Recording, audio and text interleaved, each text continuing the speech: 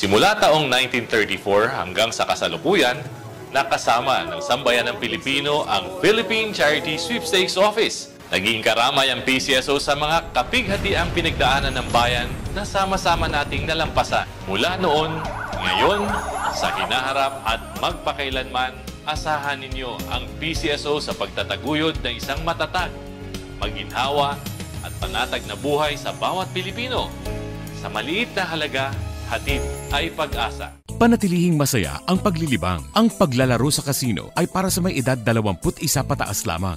Magtakda ng oras at limitahan ang gastos sa paglalaro. Huwag magsugal kung nalulungkot. Huwag hayaang makasira ng buhay at pamilya. Para sa impormasyon ukol sa responsible gaming, tumawag lamang sa hotline numbers 623-1869 at 0917-592-6618 o bisitahin ang www.casinofilipino.ph. Isang mensahe mula sa PAGCOR. Keep it fun. Game responsibly.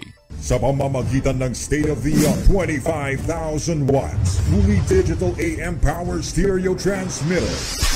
Ito ang DZME 1530, numero 1 sa paghahatid ng mga sariwang balita, impormasyon, komentaryo, alib, musika at public service. DZME 1530, una sa kanan, ang himpilang may paninindigan.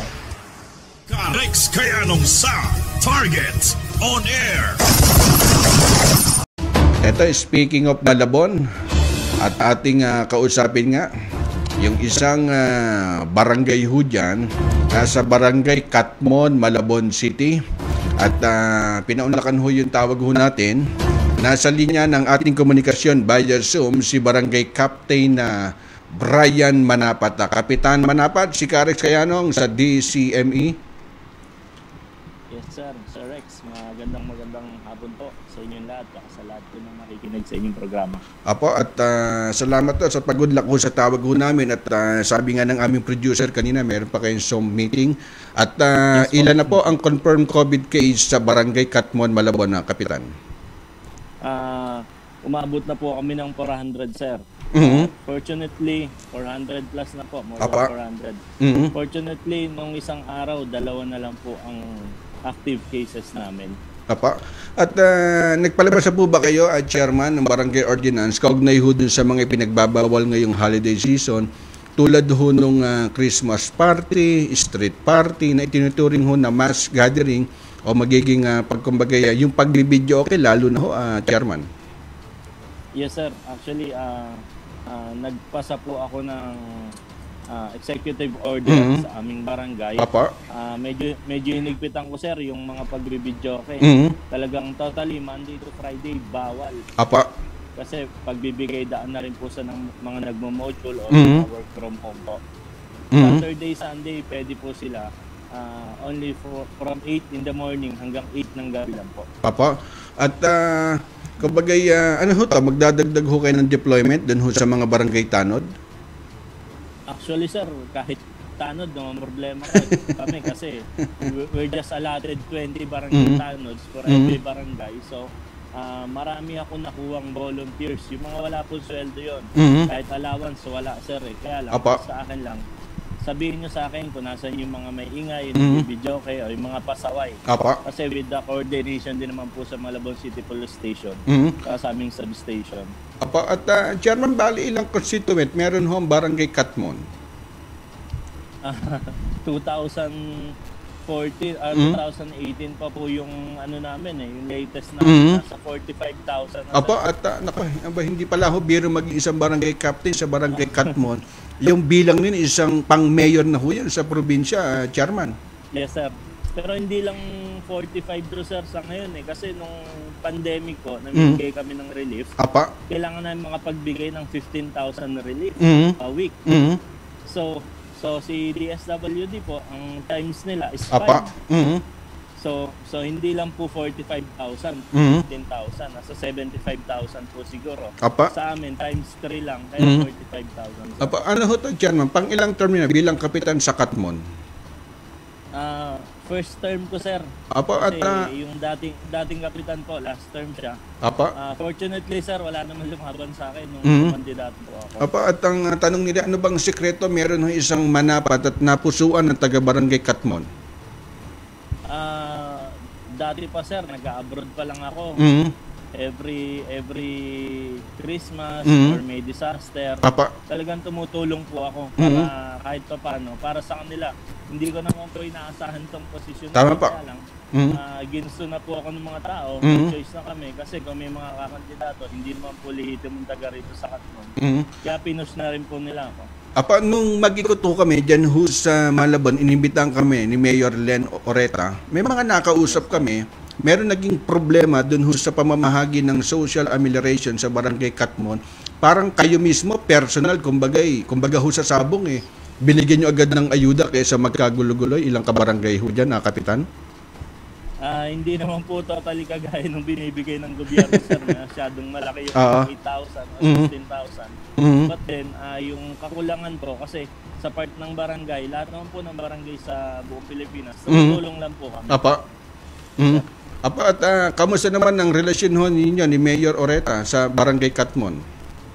Nako, napakaganda po sir kasi napakalaking tulong po ni Mayor Len Oreta lalo na po ng pandemic. Kasi hindi naman po kaya ng pondo lamang ng barangay kung nangyari yung ganong katagal sir kasi ang dami namin napamigay sa tulong po ng LGU sir, lalo na ni Mayor Len Oreta. At yung aking technician dito parang napupunta ng Malabon, sabi niya, Karex, pwede mo request kay Chairman, patanggal muna yung face mask at baka naman mapunta ako ng Katmon, hindi ko mamukhaan si Kapitan. Pwede sir, pwede po. Kasi may mga tao po rito sa akin sir. Kapitan, ano pa ho yung mga pinagkakabalaan ho natin at nasa COVID-19 tayo, bukod ho dun sa pagtulong? Ano pa yung mga programa nyo sa barangay?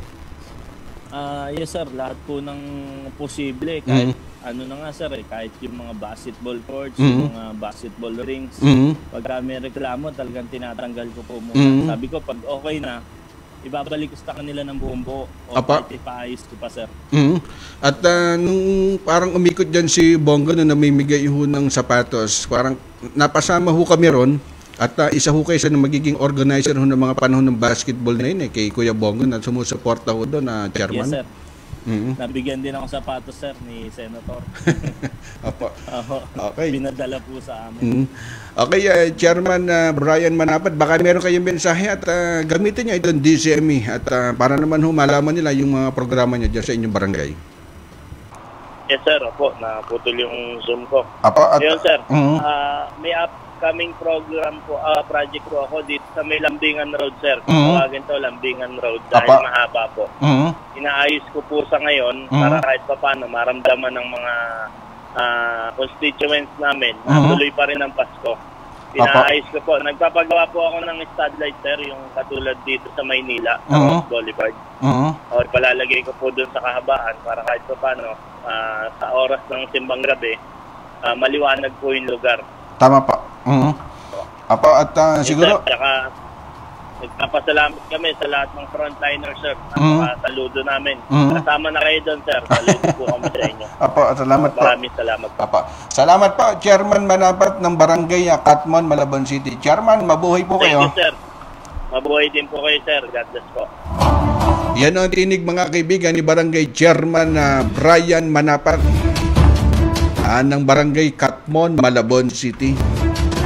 And tanong, bakit ho namin kinausap?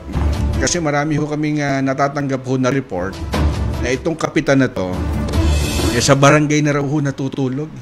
Bakit ho sa barangay? Hindi ho pinalayos ng asawa, kundi ho dun ho natutulog kasi nga ho para mapagbigyan ho ng tulong, kumbaga serbisyo yung kanyang kabarangay. Abay, ganun lang ho kadaling intindihin yung iba nga ho dyan, chairman pa lang, napakahirap ng kausapin. Malay niya, sa susunod na tawag namin City Councilor Brian Manapat. Simula taong 1934 hanggang sa kasalukuyan, nakasama ng sambayan ng Pilipino ang Philippine Charity Sweepstakes Office. Naging karamay ang PCSO sa mga kapighatiang pinagdaanan ng bayan na sama-sama nating nalampasan. Mula noon, ngayon, sa hinaharap at magpakailanman, asahan ninyo ang PCSO sa pagtataguyod ng isang matatag, maginhawa at panatag na buhay sa bawat Pilipino. Sa maliit na halaga, hatid ay pag-asa. Panatilihing masaya ang paglilibang. Ang paglalaro sa kasino ay para sa may edad 21 pataas lamang. Magtakda ng oras at limitahan ang gasto sa paglalaro. Huwag magsugal kung nalulungkot. Huwag hayaang makasira ng buhay at pamilya. Para sa impormasyon ukol sa responsible gaming, tumawag lamang sa hotline numbers 623-1869 at 0917-592-6618 o bisitahin ang www.casinofilipino.ph. Isang mensahe mula sa PAGCOR. Keep it fun. Game responsibly.